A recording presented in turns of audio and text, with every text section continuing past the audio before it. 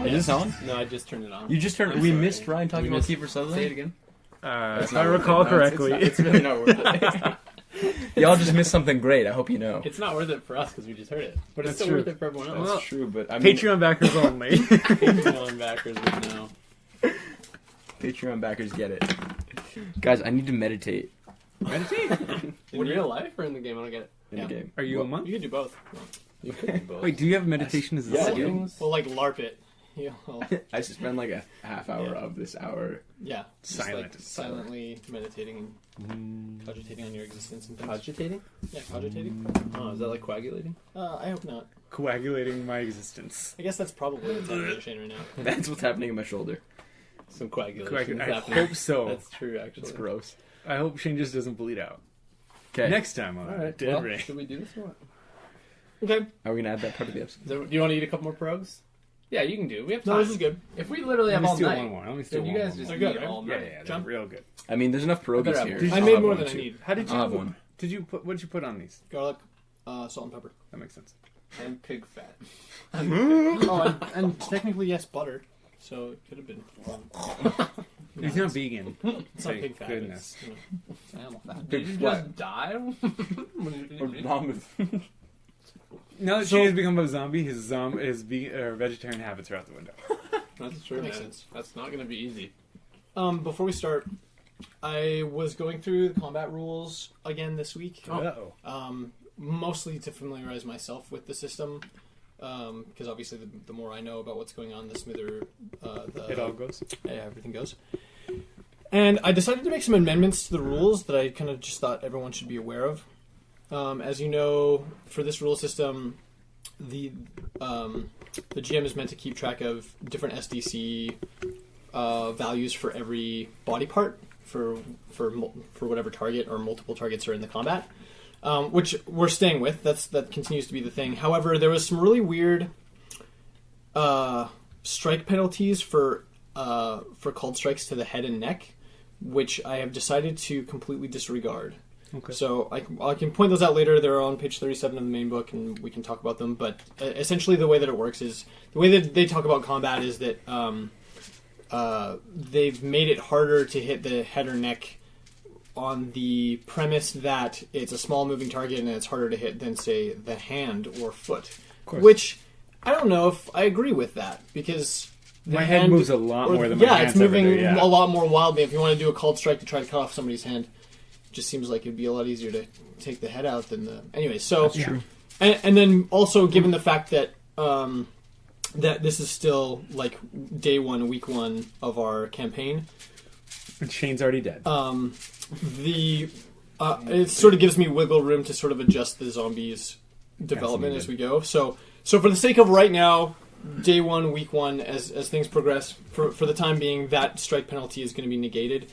If, as we continue to play, it becomes obvious as to why they put that into the game, then I might reinstitute that in another week as the zombies change and evolve and get stronger or whatever else happens as throughout the course of the sickness. But for right now, no strike penalty for aiming for the neck or head. And just so that you guys, I know we didn't. I think it would have benefited us maybe to like run through all the combat rules together before we started the We can campaign. do it right now. And well, I guess we could do it right now. Yeah. Seriously, though. Next up. We'll do This it. whole episode will be It's a rule. episode. We'll do it. We'll do it fast. And like I say, Episode 3. I think I know. Brought to you by. I'm more familiar this week than I was last week. It mostly works the way that we've been playing it, with a couple of amendments that I was neglecting or had forgotten about. So one of the major amendments, or one of the major things that we hadn't been implementing, was that when you choose how to react to somebody's attack, you can parry or you can dodge. If in order to dodge, it takes up one of your melee actions. Oh, that makes So sense. if you have 2 attacks and 1 action, then it can take up that free action. But if you do multiple dodges, then obviously it starts using up your attacks. Well, that makes way more sense now. quickly. Sorry. You have 1 dodge and 1 action? Is that what you said? No. So every time you dodge, it takes up one of your actions. Got it. Whereas parrying is sort of like a free, reflexive behavior within combat. Really? Does that make sense? I'm better at parrying than dodging. Wow, Yeah. that's why. Okay. Why is dodging better than parrying? So the benefit of dodging would be that it allows you to move out of melee range. So if you're in melee combat with a zombie, for example, and you dodge, then you can put yourself farther away. Oh, so if we're really? implementing the miniatures as part of like describing combat, which is not necessarily a part of this game, right? But if we're using the miniatures, the way we would represent that is essentially you get like a free shift away as a part of that. Whereas if you're parrying, you're still right there. So that becomes really helpful if you're surrounded by 2 or 3 or 4 zombies. Then dodging puts you out of reach of the other ones. But you still need to roll to succeed the dodge in order to move So exactly, parry and dodge, you roll the same way. In almost all cases, your bonuses to parry and dodge are going to be identical, because any physical skills that give you bonuses to parry or dodge, or any bonuses that you get from your physical prowess that would increase your parry or dodge, apply to both. So I think there are some exceptions, or there's like maybe one exception, like with it like advanced hand-to-hands, I think you might get bonuses to dodge that don't apply to parry or something like that. I can't remember that for sure. I have one more parry than I do in dodge. Do you? Okay. Don't know how it happens. So, but I know it's Me too. That's been general. I don't. It is. I have +2 to both. So there you go. What's your plus? plus Shane? 7 and plus 6. What's yours, Ryan? +1 and +0. Nice. How did I do 7 and this? +6? I lied to you. I have +1 to both. That was a lie. Sorry, So, followers. yeah, and even with Shane's disparity, it might be a good idea when we go through and do the new OCCs once you guys level up, to go through and double check like that we've applied everything correctly, because that's a disparity that that according to my understanding shouldn't exist at level 1. Okay. So, like I say, I don't know, maybe I'm wrong. We're still getting familiar with the rule set, and like I say, it's been years since I really played this game much, and and when Fair enough. This game ever. well this game specifically, ever. So so the way it works, right, for combat, let me remember where combat rules were. Okay, while you look that up, why don't we each go around and tell... each of the characters have different attributes. Now, we're not going to go through what all of our attributes are, but why don't we just say what each of ours are our highest and what of our lowest are. Yeah. All right. So, Shane, what are your highest attributes? Well, I have amazing physical prowess. I have 20 physical prowess. And what does physical prowess do? It's like basically like dexterity. It's like how good I am at holding a gun steady in order to aim it. It's how good I am at dodging out of the way of things, parrying strikes, and doing Hand-eye flips coordination and things. generally.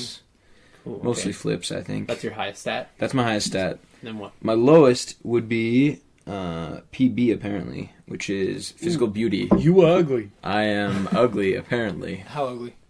8. I have 8 ugliness. You're slightly below average, which I don't think is necessarily true. I would real say life? I think That's Shane, really not. That's I think really Shane's an nice. attractive man. I If agree. anything, that's probably why the zombies are going after you, is they can see through the superficial number on your sheet to who you are in your heart. When And, Eric hit me and they with love that hearts. board, I got this crazy like scar on my face. Yeah, that probably That brought it help. down. That's 3 SDC. That explains it. Also, what is SDC, really quick?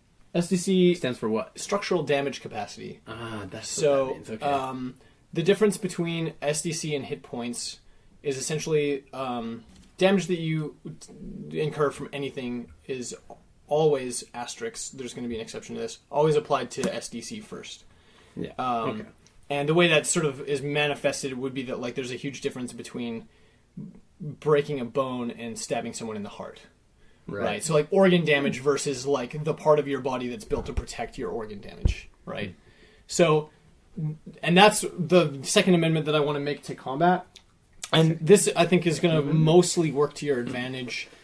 It also potentially could end the game a lot faster if you run into other human players That's or other human NPCs. No, only we'll get that. But the NPCs. the Second Amendment that I'm talking about is that damage from handguns is going to go straight to hit points.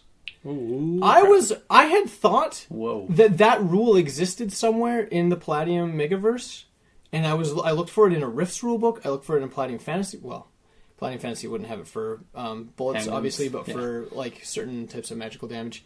I thought that there were things that were Bypass. that bypassed or were exceptions to the SDC rule. And for me personally, as a GM, that makes a lot of sense. Because if you get hit with a bullet, it's not going to take a whole clip of, like a whole magazine full of rounds to end your life. That's not how it goes. And within the context of this book specifically, there's even a paragraph where it talks about introducing guns as like really volatile catalysts for death within the game system. So it's like, well, be careful how you do that, because what if they miss and hit their buddy, and like, you know, they could die like right away. True. And that should be true, but then the rules didn't go on to explain how that's implemented in the game in a way that I found. So it might be true that either I overlooked something, or the book is organized in a way that that it's not, that information isn't next to that paragraph. But I didn't see anything that said that was a rule. Now, the benefit for you guys, obviously, is that these zombies are going to be a little bit more popcorny. I think that our first little combat that we had last session, it dragged out a lot longer than I had anticipated, because my understanding of sort of the base level zombies was that they were medium to easy to kill. Right. And that ended up kind of not being the case. Not that, you know, you weren't fighting a certain amount of panic and a lack of actual weapons. And like, experience. Weapons and experience. Yeah. All those things come into play for sure. But again, within the context of this game, there's an intro paragraph where they talk about how the major threat of fighting a zombie horde is their advantage in numbers. Mm-hmm. Not the fact that you're fighting a bunch of things that are as strong as you, or as good as you, or as tough or as hard to kill as you. Right. It's that there's so many of them that you get overwhelmed, and that's the really dangerous factor. Because again, they don't move fast, right? It's just a matter of eventually you're going to get cornered, and then you're not going to be able to find your way out. Mm-hmm. And so in my mind, I was sort of envisioning like a very like 1980s approach to like zombie hordes, where, you know, in the movies where it's like a whole bunch and they're just like mowing them down, like headshot, and then like you sort of try and clear a path, or you do like different things. And so I underprepared for that first combat. I should have like somehow play tested it myself with some dice and like before our session, and I did not do that. So anyway, so again, for now, for these day one, week one zombies that I've printed off, I've made myself a chart as to help me keep track of how strong they are and what's going on. Cool. And that's one of the amendments that I've made to the zombies, is that and to the game, is that firearms do damage directly to hit points. So I'm unbit now, right? No. No, you are, and we'll get to how bleeding you are, but that's a whole other thing. Okay, let's quickly go. Ryan, why don't you say what your top stats are? And Speed count? Sure, you can say if your speed's really high. Sure. Speed is my fastest, my best. I'm 25 speed. My lowest is also physical beauty, but I am completely average at 10.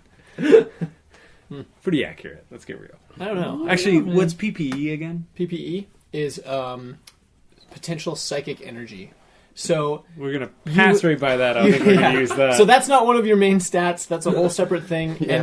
and it's a part of this game as a way essentially to help me track some other things that have nothing to do with you. I sometimes need to know what your guys' PPE is, and it affects things completely outside of your control. Okay. But Alright. That's my lowest, but we're gonna skip that. Not elsewhere, including that. What's your lowest? Well, physical beauty 10. Oh, physical beauty. Okay, cool. And then my highest, unfortunately, I rolled really low on all my stats, so Yeah, you did. he did that. my highest Indeed. tied with physical prowess and physical endurance, both 15s. So those are my high stats, and then my lowest stat you have is 2 15s? yeah. Then my lowest stat is and those I got because I picked up some skills. Got it. Some whatever they're called. Yeah, physical skills. That change your stats. my lowest is my mental affinity at a 3. So what is mental affinity again? That's like my That's charisma, isn't it? Right? That's how charismatic I am. Yeah, okay. Yeah. Well, my You're not- physical beauty though is a 12. So. You're not a public speaker. He's good looking, but good can't looking, talk. All right. but I can't persuade anyone to do anything. Just eye candy. You're the classic blonde. And Dang it. he's not blonde. I'm not blonde. I'm dark. No, well, you're intelligent. What's your IQ? Oh, My IQ's not particularly high, 8.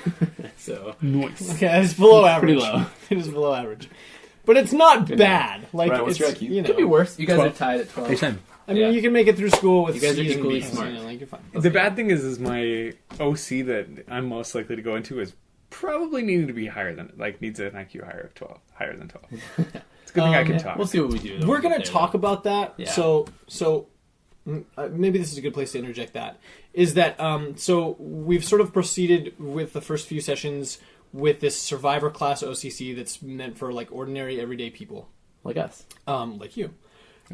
And we started the campaign under the understanding that at some point the occupational character class that is embodied in each character is going to change.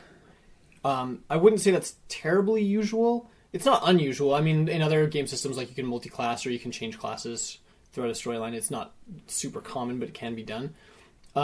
That's sort of what we're planning on doing here.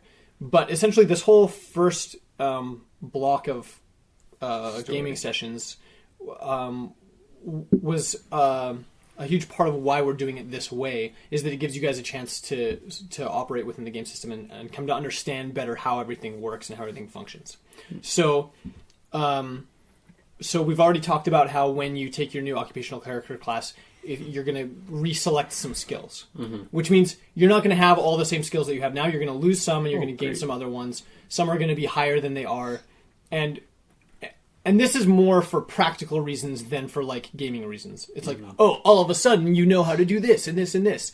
Well, I mean, we're sort of forcing that a little bit, right? Because within the game system, it makes sense that you're put in a different mental and psychological state. You're learning new skills. Survival becomes a huge part of the way that your brain is operating. So things change, yes, but then like how to explain exactly that, like suddenly you know certain things, and I mean just like leveling up. There's sort of a suspension of disbelief when it comes to leveling up, where you suddenly you know something you didn't know before, or you can suddenly do something better than you can before. Because in reality, any of those things, any of the mental or learning growth that you do, experience, happen on a spectrum and happen like slowly, yeah.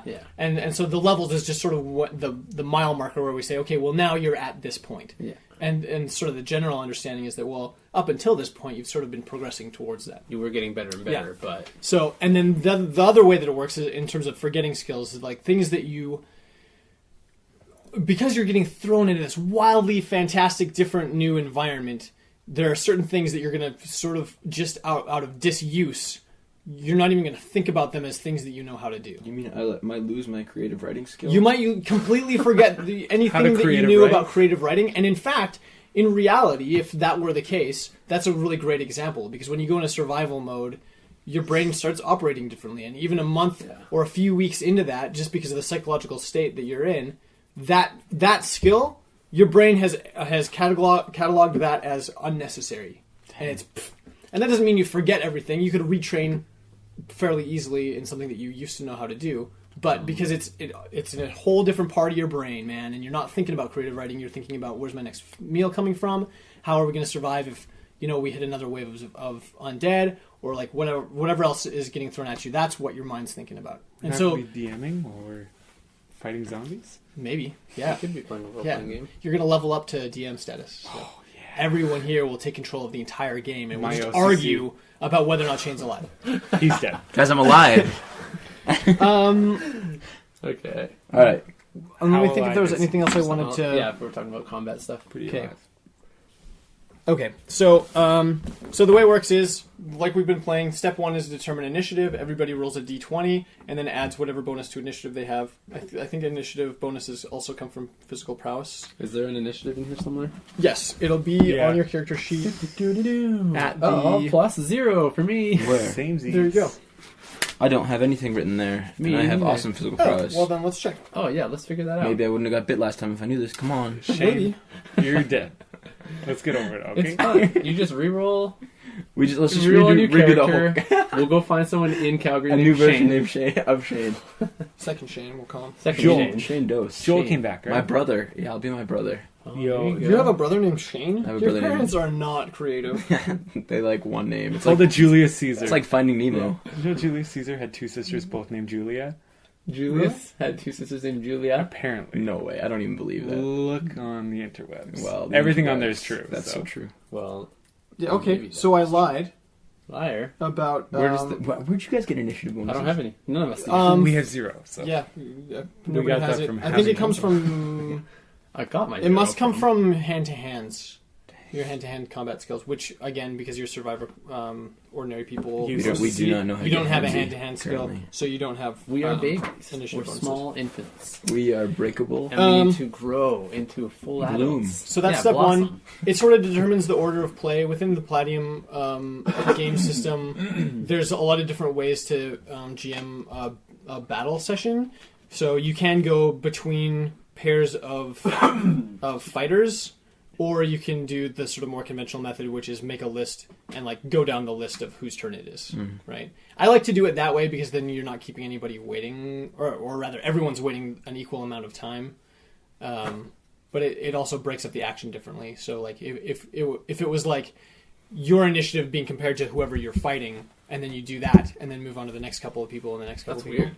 Never even heard of that. Yeah, well, that's the way that they talk about it within a lot of the Palladium books. I find it a little bit clunky, but again, it's just a lot of it becomes what you're used to, right? So if you're used to running down a list, then that's what makes the most sense. But because all the actions are happening simultaneously, then going down the list isn't necessarily a perfect representation of how things are really proceeding either. So, it's just like give or take. So step 2, the attacker would roll a strike. So whoever's attacking would roll their d20, add whatever bonuses they get to strike, and then calculate that against the defender's dodge to, or attempt to, parry, dodge, or entangle is a third option. Entangle.